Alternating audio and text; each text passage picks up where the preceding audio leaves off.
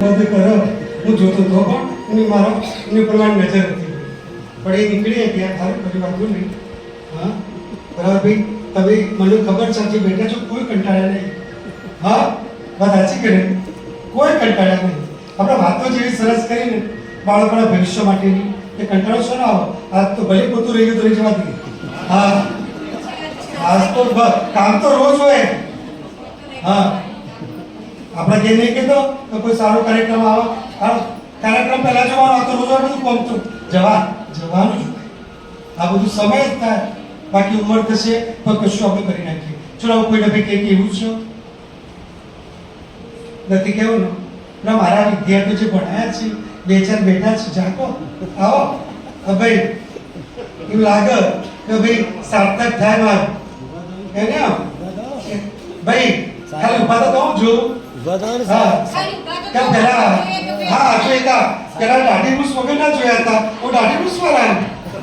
હા સાહેબ સલામ આવો, કશો નહીં. કોણ બેટા હેડ તું બધા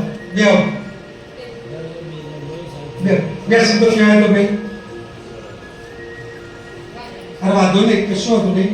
પણ તમે જે 2 કલાકથી બેઠા છો, દરેકનું ધ્યાન અમારી તરફ છો, દિલથી એક શાળા વતી હું તમારો આભાર વ્યક્ત કરું છું.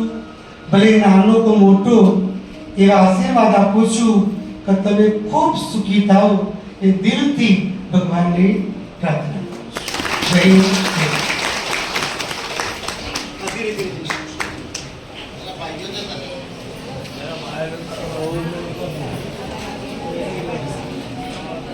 લપો પણ પડી જાય. હો ભાઈ, કમજોર બાળક હોય ને લપો પડી જાય અને બહુ પછી મોટી મુસીબતમાં આવી જઈશું.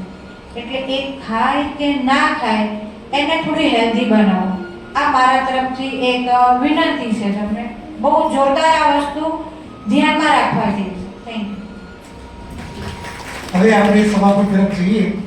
કોઈને કહેવું છે કે એક વાલીદાર ને ધંધો છે, એનો ના ગભરાય. નમસ્કાર, હું ઓછું પડેલી છું, પાછું પડેલી છું.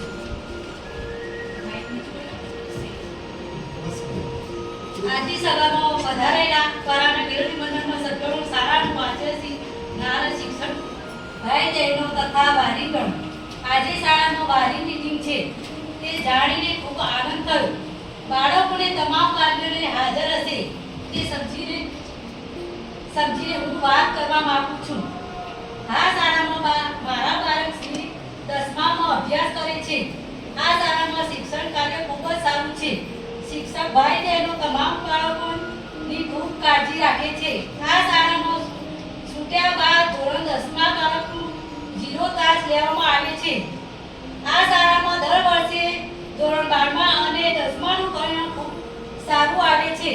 ધોરણ 10માં અને 12માના વિદ્યાર્થીઓને બોર્ડના પેપર મહિના પહેલા દરેક વિષયે પ્રશ્નપત્ર લખવામાં આવે છે. અંતમાં હું એટલું કહેવા માંગુ છું કે તમામ વાલીઓ 2-3 મહિને શાળામાં આવીને પોતાના બાળકોને અભ્યાસ કેવો છે તેની વર્ગ શિક્ષણની પૂછપરછ કરવી. નમસ્કાર.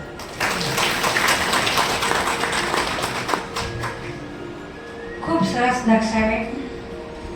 અચાનક જ કીધું અને તૈયાર થઈ ગયા.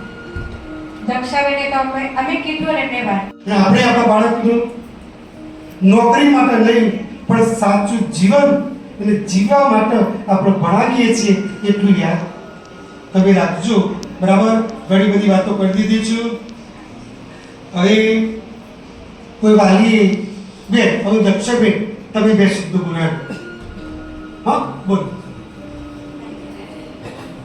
તો ભાઈ વિચારવામાં એટલો બધો પાક છે ને, હતો ભાવ અત્યારે ભાવ બહુ ઘટી ગયા છે. જ્યારે વધુ એટલે પૈસા વધારી દો, ઘટ્યું તો કેમ 10 ના પહોંચ નહીં કરતો તમે? એ બધા કરવા પડે. તો કાલ પર બી એમ કીધું હતું તો ઘેરથી ગરમ નાસ્તો જ મોકલવાનો. અથાણું હોય, રોટલી હોય, વઘારેલી રોટલી હોય, કઠોળ હોય, એવું બધું મોકલો કે બાળકને પૌષ્ટિક થોડું પીના ઉર્જામાં શક્તિમાં કામ લાગે ભણવાનું. જેમ ભૂખ્યા પેટે ભજન ના હોય એમ ભૂખ્યા પેટે કશું યાદે ના રહે. મગજમાં બધું ભૂલી જવાય. હા હું દિવસમાં 6 થી 8 વખત નાસ્તો કરું છું, થોડો. આ તમને કહી દઉં છું, હું તો નાના બાળક જેવો જ છું.